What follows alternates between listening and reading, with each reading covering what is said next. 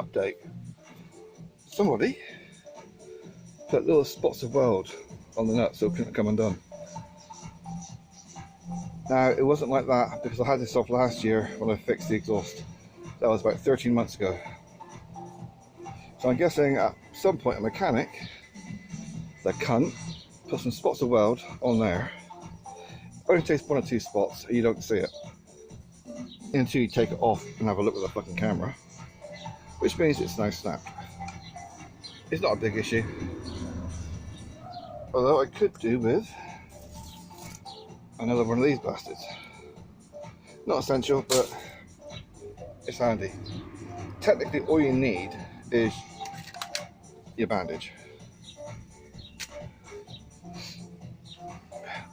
I mean, that bracket is supposed to hold on that part of the exhaust to that part,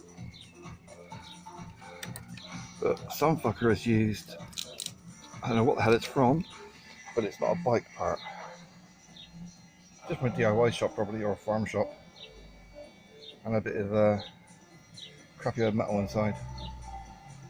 Oh, I shall pull on.